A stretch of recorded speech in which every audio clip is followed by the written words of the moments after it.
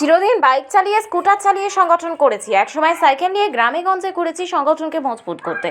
এখন দল গাড়ি দিয়েছে, সরকার নিরাপত্তা রক্ষী দিয়েছে, অনেকদিন বাইক চালাইনি, তাই আজ বাইক চালিয়ে কর্মীদের সাথে চা খেতে এলাম।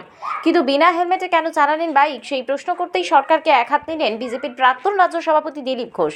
বললেন সরকারি সেফ নেই তো ড্রাইভ আবার কিসের। শনিবার দুর্গাপুরের রাজীব গান্ধী স্মারক ময়দানে প্রাতঃভ্রমণ সেরে দলীয় বিধায়কের বুলেট নিয়ে শহর দুর্গাপুরের একাংশে ঘুরলেন দিলীপ ঘোষ। মোবাইলে মিস কল দিয়ে বিজেপির নতুন সদস্য পদ নেওয়ার আর্জি জানালেন সাধারণ মানুষের কাছে। তারপরেও সরকারি সমালোচনায় সরব হয়ে বললেন পুলিশ তোলাবাজি করছে, সেই তোলার টাকা পৌঁছে দিচ্ছে তৃণমূল নেতাদের ঘরে, আর যার জন্য ওদের নেতাদের টার্গেট করেছে এবার দুষ্কৃতীরা। ওই তৃণমূল নেতাদের পরিবার এখন পুলিশের তদন্তের ওপর আস্থা হারিয়ে কেন্দ্রীয় এজেন্সি চাইছে তদন্তের জন্য।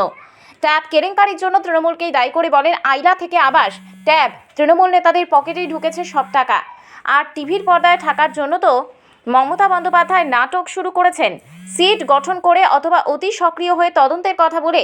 লটারি কেলেঙ্কারি নিয়েও এদিন তিনি বলেন এই টাকাও তৃণমূল নেতাদের পকেটে ঢুকেছে, যে দলই এই টাকা নিয়ে কেন্দ্রীয় এজেন্সি তদন্ত করে আইন মোতাবেক শাস্তি দিক।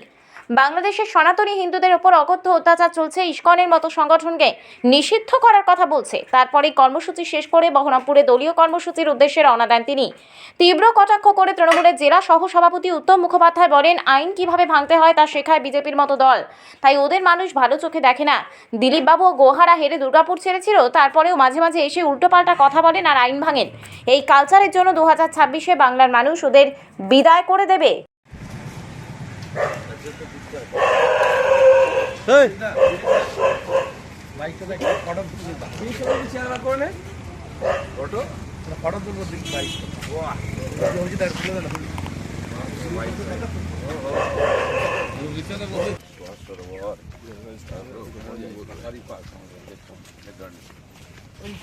ভালো লাগে, প্রচুর লোকজন আসে, অনেক মাঝখানে পুকুর ঝিল, তারপরে খাবার নিয়ে আসে, পুকুর মাছ পাখি টাকি।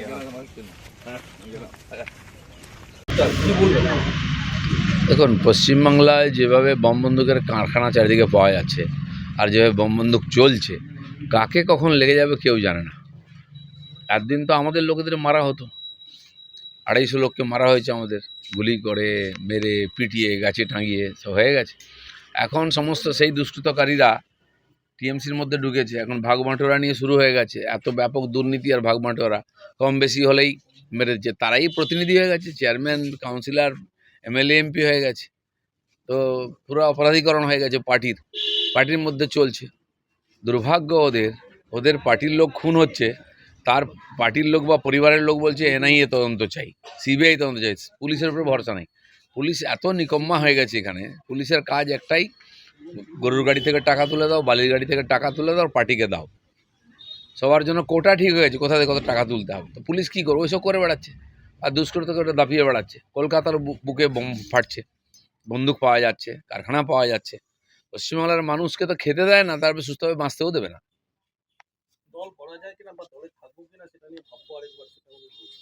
একদিন ভাবেননি কেন? ভালো কামাই হচ্ছিল, ভালোই চলছিল। গুন্ডা পুষেছেন, খালি আমাদের গুলি মারবে, গুলি তো ওদের দিকেও মারবে। আজকে দেখুন, তালিবানকে কাজে লাগিয়ে পাকিস্তান ভারতের বিরুদ্ধে লাগাচ্ছিল, আজ তালিবান ওদের বিরুদ্ধে, সেনাদের খুঁজে খুঁজে মারছে, বম ফাটাচ্ছে। তো হিংসা আর এই ধরনের কাজ কখনো শান্তি আনে না সমাজের বুকে। তাদের যদি কেউ বেশি তোল্লাই দেয় আর সেই আগুনে নিজেকে পুড়তে হয়। দেখুন, শিখুন। ট্যাপ কেলেঙ্কারি রাজ্য ছাড়িয়ে এবার সারা দেশ পায়, বিভিন্ন রাজ্য থেকে খবর পাওয়া যাচ্ছে ট্যাপ কেলেঙ্কারি, কি বলবেন?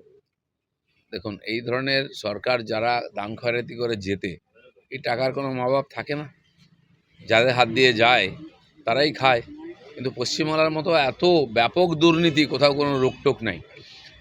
দিনে দুপুরে লুট হয়ে যাচ্ছে। আয়লার টাকা এলো কেন্দ্র থেকে, 7 দিনের মধ্যে চলে গেল অ্যাকাউন্টে। কোথায় গেল? সব টিএমসি নেতাদের অ্যাকাউন্টে গেল। ট্যাবও তাই হয়েছে। এখন হ্যাকার ও গল্প বলা হচ্ছে। তারপরে কতদিন এরকম করে চলবে? টাকা লুট হয়ে যাবে, আপনার লোকেরাই লুট করবে, আপনি একটা গল্প দেবেন, দিয়ে চিরদিন ওটা কদিন টিভিতে চলবে, লোক ভুলে যাবে। এখন ব্যাপক দুর্নীতি কোন ক্ষেত্রে, কোন ডিপার্টমেন্টে, কোন প্রকল্পের মধ্যে নাই, কোনো কন্ট্রোল নেই কারো, ভগবান ভরসায় চলছে। সরকারি পোর্টালে থেকে হ্যাক হয়ে যাচ্ছে,